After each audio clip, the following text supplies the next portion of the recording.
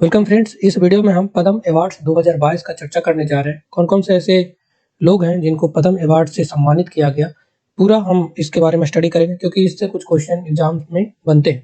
तो total 128 award दिए गए जिसमें 2 ऐसे अवार्ड्स हैं जो ड्यू है, मतलब 2 लोगों को 1 अवार्ड दिया गया, उसको 1 काउंट किया गया है ना? 2 लोगों को साथ में अवार्ड दिया गया है, उसको 1 काउंट करके, तो ऐसे 2 हैं, ठीक है? उसके बाद 4 पद्म विभूषण दिया गया है, 17 पद्म भूषण दिया गया है और 107 पद्म श्री दिया गया है। तो इन सारों को जब ऐड करिएगा, 17, 4 और 107 को ऐड करेंगे तो 128 हमको मिल जाएगा। तो इतने अवार्ड हमको इस बारी पब्लिश किया गया है, डिस्ट्रीब्यूट किया गया है। इसमें है कि जो 34 अवार्ड है वो वुमेन्स को दिया गया है, 34 जो अवार्डी हैं वो वुमेन्स हैं, 10 ऐसे लोग हैं जो फॉरेनर हैं और 13 ऐसे लोग हैं जिनको डेथ के बाद दिया गया है। तो ये सारे डाटा एग्जाम में सीधे पूछे जाएंगे कि कितने ऐसे लोगों को डेथ के उपरांत मतलब पोस्टमसली दिया गया है, कितने ऐसे लोग हैं जो फॉरेनर को दिया गया तो वो 10 है, 34 ऐसे लोग हैं जो वुमेन हैं और पद्मश्री, पद्म भूषण, पद्म विभूषण तो आपको हर एक में पूछा ही जाएगा। तो पद्म विभूषण के सबसे पहला नाम आता है वो है प्रभा अत्रे। प्रभा अत्रे को आर्ट की श्रेणी में महाराष्ट्र से मिला है, ये महाराष्ट्र से हैं।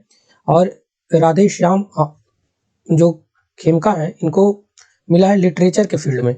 लिटरेचर के फील्ड में मिला है क्योंकि ये जो है गीता प्रेस जिससे कि गीता का पब्लिशर होता है, वो इसके क्या है, इसके मैनेजर हैं और प्रेसिडेंट है, ठीक है।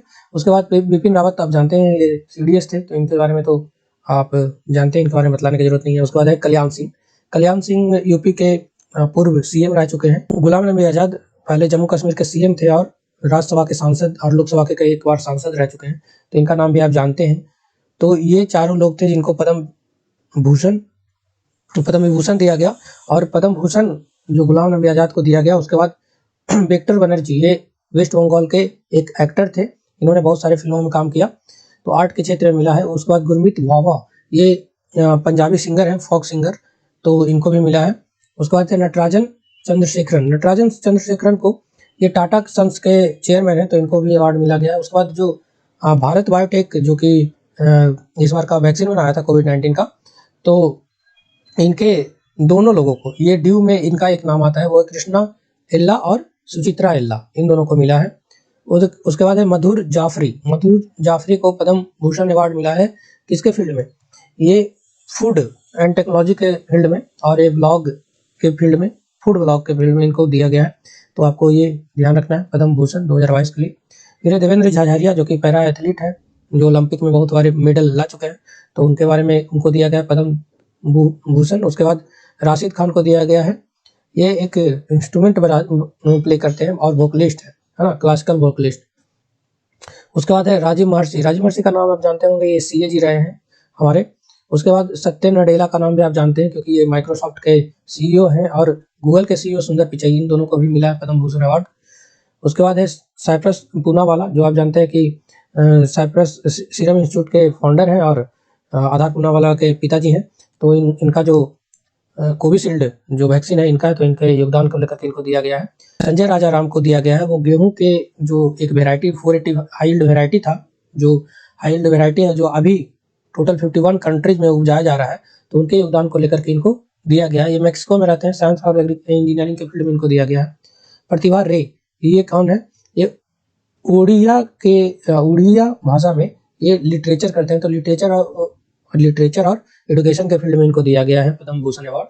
स्वामी सच्चिदानंद को दिया गया है लिटरेचर के फील्ड में। डिजास्टर रिलीफ में इनका काफी बड़ा योगदान है, फिलोसफर है, दार्शनिक है, सोशल वर्कर है। उसके बाद वशिष्ठ त्रिपाठी को दिया गया है लिटरेचर और एडुकेशन के फील्ड में। उसके बाद प्रहलाद राय अग्रवाला, इनको दिया गया है ट्रेड और इंडस्ट्री के फील्ड में। टेक्सटाइल का ये कंपनी चलाते हैं, मेक इन इंडिया को ये काफी बड़ा बूस्ट दिए थे, तो इनको दिया गया है। पद्मश्री में जो नाम काफी हाईलाइटेड होता है वो नाम पूछा जाता है, जैसे नजमा अख्तर का नाम पूछा जाएगा, जामिया मिलिया इस्लामिया के पहले वाइस चांसलर रहे हैं, तो इसलिए इम्पोर्टेंट है, तो एग्जाम में पूछने के चांसेस हल्का थोड़ा सा बढ़ सकता है।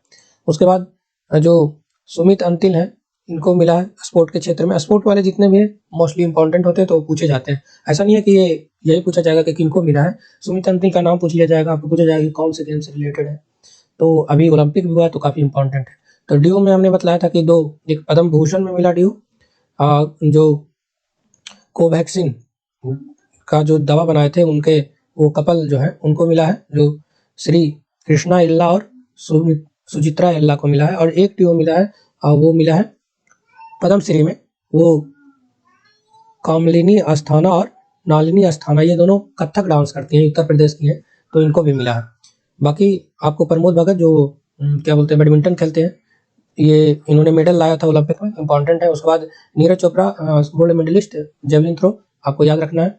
उसके बाद आपको याद रखना है वो है वंदना कटारिया, आप जानते हैं वंदना कटारिया क्या खेलते हैं, हॉकी खेलते हैं। उसके बाद अवनी लिखारा, ये इन्होंने सबसे पहला मेडल पैरा ओलंपिक में लाया था, तो आपको इनका नाम याद रखना है। कुछ ऐसे नाम है जैसे सोनू निगम, इनका नाम इम्पॉर्टेंट है, तो कभी एग्जाम में पूछ भी लिया जा सकता है।